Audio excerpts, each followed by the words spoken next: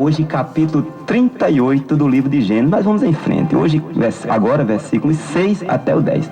Diz assim: Judá, pois, tomou uma mulher para seu primogênito, e o seu nome era Tamar. Porém, o primogênito de Judá, era mau aos olhos do Senhor, por isso o Senhor o matou. Então disse Judá a Onã: Toma a mulher do teu irmão e casa-te com ela e suscita descendência a teu irmão. Onã, porém, soube que esta descendência não havia de ser para ele, e aconteceu que, quando possuía a mulher do seu irmão, derramava o sêmen na terra para não dar descendência ao seu irmão. E o que fazia era mal aos olhos do Senhor, pelo que também o matou. Irmãos,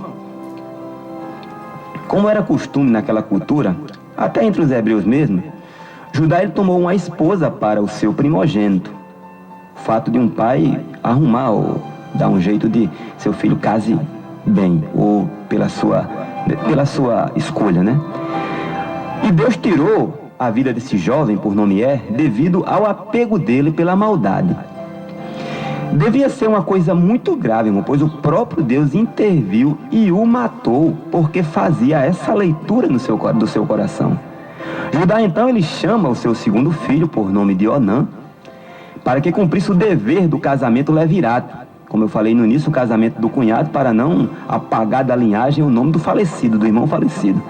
Neste caso, irmãos, o cunhado ele deveria se casar com a viúva do irmão morto, se este não tivesse filho. O primeiro filho desta união levaria o nome do irmão morto.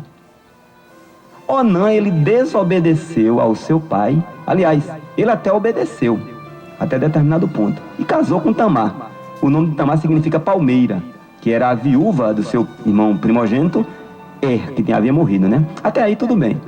O problema é que Onã, ele sabendo que o filho não seria dele, interrompia o intercurso nas relações sexuais.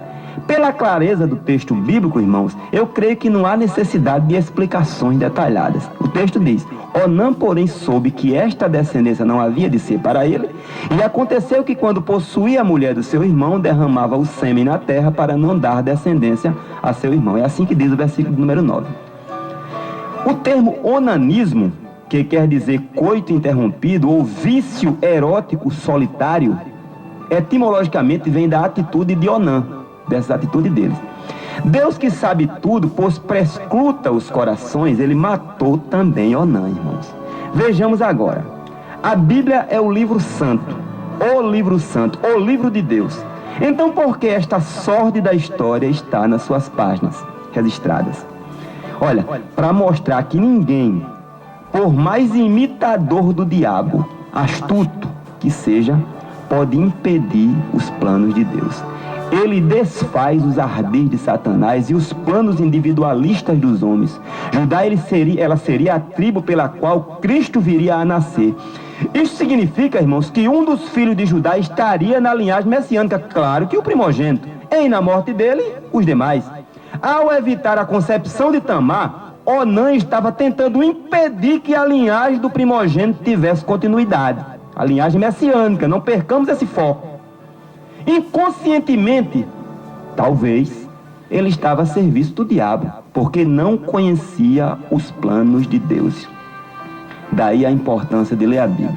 Eu falo muito nisso, estou vendo a hora daqui a uns dias as pessoas estão dizendo aí que, ou até reclamando que nesse programa só se fala ler a Bíblia. Mas o nome do programa é Explicando a Bíblia.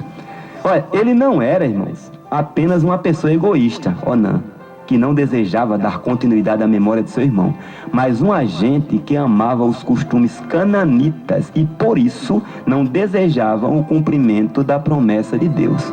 Foi assim a leitura que o Senhor fez do seu coração, irmãos. Não tenhamos dúvida quanto à influência de sua mãe nesse negócio. O povo que não segue as coisas de Deus, ela era a mulher de Canaã, mulher de Judá. O povo que não segue as coisas de Deus nos chama até de loucos, de lunáticos. Eu já ouvi alguém até dizer, para eu ouvir mesmo, tudo desse povo é Deus, quando não é Deus é o diabo. Ora, se essa crítica fizer parte das suas críticas favoritas, risque do seu caderno hoje, pois estamos vivendo em um mundo físico, mas completamente influenciado pelo mundo espiritual. Ou se serve a Deus ou ao diabo. Essa é a verdade. A verdade, queiram ou não queiram aceitar, é que Satanás estava trabalhando nesse inocente, entre aspas, capricho de Onã. Lembra quando Jesus falou para o seu amigo Pedro, que estava aparentemente cheio de boas intenções, não querendo que ele sofresse a morte do Calvário? Para trás de mim, Satanás. Olha, meu irmão, o crente que anda em comunhão com Deus é agraciado.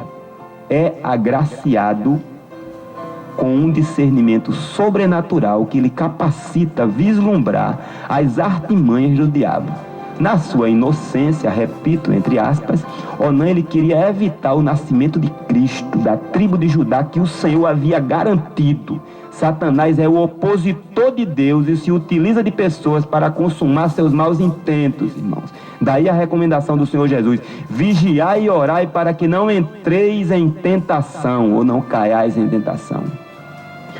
Vejamos agora a intenção de Judá para ludibriar Tamar, também o plano, como a execução do plano por parte dela, para ser mãe, ainda que não fosse através da via legal, que era o casamento levirado. Uma sucessão de erros, irmãos, que o Senhor transformou em vitória, porque Ele é bom. Diz assim o texto: então disse Judá a Tamar, sua nora: fica-te viúva na casa do teu pai, até que Selá, meu filho, seja grande. Porquanto disse, isso possivelmente no coração, palavras minhas, para que porventura não morra também este, como seus irmãos. Assim se foi Tamar e ficou na casa de seu pai. Passando-se, pois, muitos dias, morreu a filha de Suá, mulher de Judá, a esposa de Judá, né? E depois de consolado Judá, subiu aos tosqueadores das suas ovelhas em Tímina, ele e Ira, o seu amigo Adulamita.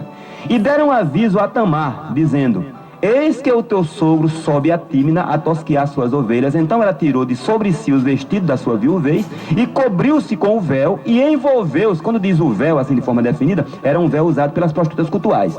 E envolveu-se e assentou-se à entrada das duas fontes que estão no caminho de Tímina, porque via que Selá já era grande e ela não lhe fora dada por mulher. E vendo-a Judá, teve-a por uma prostituta, porque ela tinha coberto seu rosto. E dirigiu-se a ela no caminho e disse: vem, peço-te, deixa-me possuir-te, porquanto não sabia que era sua nora. E ela disse: que darás para que possuas a mim? E ele disse: eu te enviarei um cabrito do rebanho. E ela disse: dar-me-ás penhor até que os envies? Então ele disse: que penhor é que te darei? E ela disse: o teu selo, o teu cajado e o cajado que está em tua mão. O que ele lhe deu, e possuiu-a, e ela concebeu dele. E ela se levantou e se foi e tirou de sobre si o seu véu e vestiu os vestidos da sua viuvez. E Judá enviou um cabrito por mão do seu amigo Adulamita para tomar o penhor da mão da mulher, porém não a achou. E perguntou aos homens daquele lugar, dizendo: onde está a prostituta que estava no caminho, junto às duas fontes? E disseram: aqui não esteve prostituta alguma. E tornou-se a Judá e disse: não achei ninguém. E também disseram os homens daquele lugar: aqui não esteve prostituta alguma. Então disse Judá: deixa-a ficar com o penhor, para que porventura não caiamos em desprezo. Eis que tenho enviado este cabrito, mas tu não achaste. Tamar, ela foi assim, esperta, entre aspas, né? Ela pegou uma coisa ou coisas que identificariam Judá em qualquer canto. Mas no bloco seguinte a gente vem e fala acerca desse texto, tá certo? A gente vai ouvir agora com o irmão Tony, o homem da voz e do violão, Até Quando?